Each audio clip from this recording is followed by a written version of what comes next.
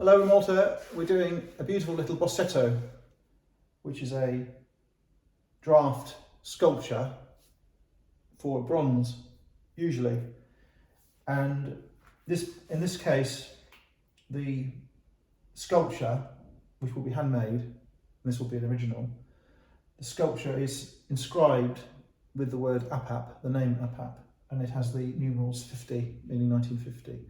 So it is marked by, it is inscribed, you could say it's signed Apap, and I think in all likelihood that the name in this case would have been inscribed by Apap himself, Vincent Apap, not Willie Apap.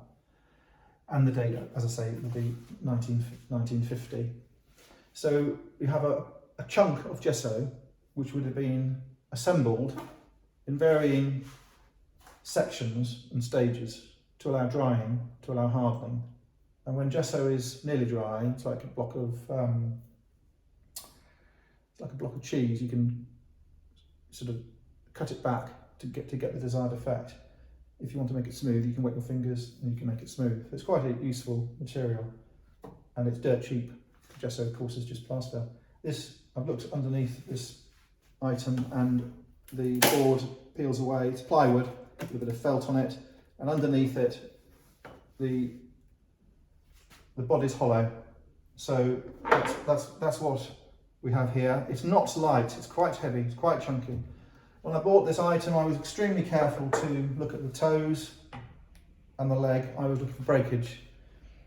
It's quite easy to repair this stuff because gesso, you can just basically put more gesso onto it. You can use gesso as the binder, and you can use gesso as the finish to repair it. I don't think there have been breaks here or here, and you obviously look for other areas where there could be breakage. The plinth has some microscopic nibbling, but fundamentally this is in good condition. And this would have been made as a model or a guide or a blueprint, if you like, for a bronze. That's what it usually would be made for. Because it is a spaniel on a cushion and it has a leg off the end of the plinth, it's an informal pose. This is not what a church would want in the bronze. It's not what a bank would want, or a town hall, or a municipal park would want from a sculptor. This is done probably for a private person. Could have been done for a child. Whether it was done for one of the members of his own family, I don't know. I do not know whether there are more Bozzettos of this nature in different sizes showing this dog. I do not know if he went on to make a bronze. I don't know. But there are in the Musa lots of this types of plasterwork which is shown in Valletta to great effect. You go into one of the galleries. I don't believe they're all from this artist, but you go into this gallery in Malta, in the Musa, M-U-Z-A. There's a hallway packed to the gunnels with plasterwork, which in essence is sculpture, which is part of the bronze business, if you like. It has a very pleasing effect. It's very it's a very enlifting, happy thing to look at. If you're looking at all the bronzes, you have the darkness, the blackness, the austerity, the funerary aspects. You have the seriousness. You have as I said, the darkness. You don't have it with this. It's rather like looking at Wedgwood basalt, which is black, formal, classical pottery, and then you compare looking at black Wedgwood to looking at Maiolica with all the bright summery colours. It's the same contrast. So of course I would like to have a bronze, and a bronze would be worth more money and less likely to be damaged, but I do very, very, very much like this plaster item. And in Malta, the plaster items are really have been brought out of the cupboards and the museums. That they're really part of the sculpture on show to the public.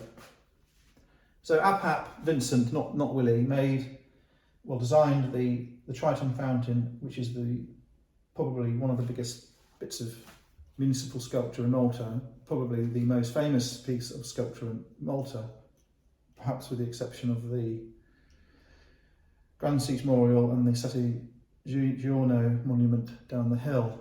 Of course there are other ones. There's the Freedom Monument. That's a good piece of sculpture as well.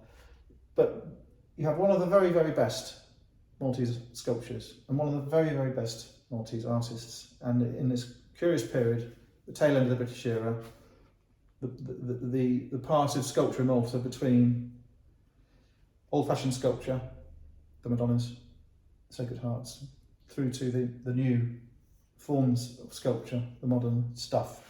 It's a generalisation. So when you look at a dog or a horse, and you are an artist, you have to understand the anatomy. Otherwise, you can't do it. You can't draw it. And this is almost created to demonstrate the anatomy. And the thing about horses and dogs, you're going to laugh at me now, they walk on their tiptoes and they run on their tiptoes, because the toes of a horse, or hoof of a horse, toes of a dog, are the only part touching the ground. The heel is here, the knee is here. So the layout doesn't correspond to the part of the human body which touches the ground. The human body touches the ground from the toe to the heel. Don't see a dog with a heel on the ground, you don't see a horse with a heel on the ground. And that is the basis of this curious anatomy, and it's the basis of learning how to draw a horse or a dog, and I think that's what he's showing here with great skill. So just to give you a demonstrator, if you draw a dog, and then you put in the tail, and you put in the neck, the back leg is like that. You have to draw this great big folded leg in, and you draw the one behind, and you draw the front legs, and that's the essence of a dog. It doesn't look like a dog, but that's really what we're dealing with. That's the knee, that's the heel, that's the toe. That's the only part that touches the ground. So once you get your head around that and draw a horse a few times and draw a dog a few times, you can understand how to do it. It's quite difficult to get your head around. Once you understand it, it becomes second nature. So we have a dog's tail. We have a cushion. We have a collar. This is a loved animal. We have the hairy, paddy feet. We have the paunchy face and the eyes. We have the hairy ears, showing good definition. There is a rope work to the cushion. There is a flat plinth, a stone floor perhaps. And we have this very pleasing signature. To call it a signature isn't quite right. It is marked, it is signed, it is a sort of a signature, but it's an inscribed signature with a date. This is all the things you want. If you want to have a piece of Maltese sculpture by a accomplished, famous Maltese artist, it's got all the things you want. I think that I will have a box made for it as a plinth. Now, I am worried about damage on this, as you can tell, and I feel that if this plywood was removed and a piece of timber was made as a plinth, it would be very desirable. In fact,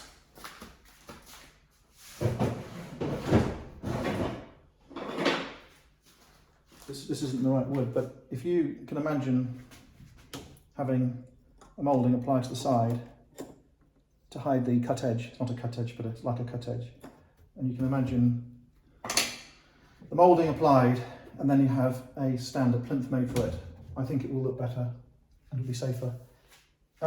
You'll be hard pushed to find many bronzes without plinths of some sort. And I think it needs it. I know it's not a bronze, it's a plaster work or gesso item, but I think that it needs it, and I think it will help the value. I'm not going to glue it down to it. I think it needs to be something that could be lifted off, but I think it's certainly desirable. I'm trying to think about what would to find. When I see this a suitable piece of timber, I'll grab it and get someone to make a box for it or plinth.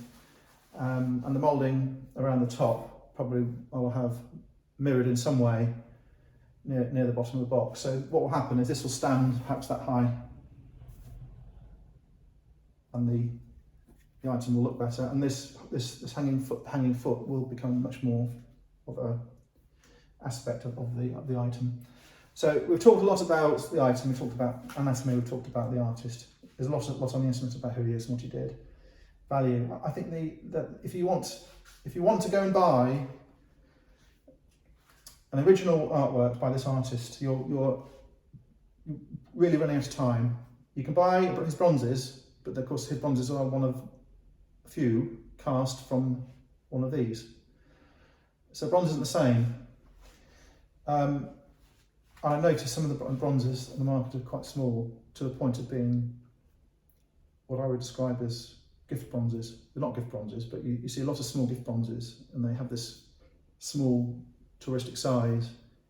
And I think that this is sufficiently large to bring it above some of these very small token sculpture items by Apap. So I like the item. Of course I'm going to say like it. I do like the item. I think it's cheerful. I think it's friendly, it's homely, very rare. I don't know whether I will ever get the chance to buy another one of these, ever. And I think that this item is cheap. It's not going to look cheap, I'm afraid, but I'm telling you now, this is a cheap item, and in 20 or 30 years' time, everyone will be kicking themselves. Why didn't I buy this off the Englishman? So I hope you've enjoyed looking at this little discussion, and the item is on our website for sale. Thanks for looking.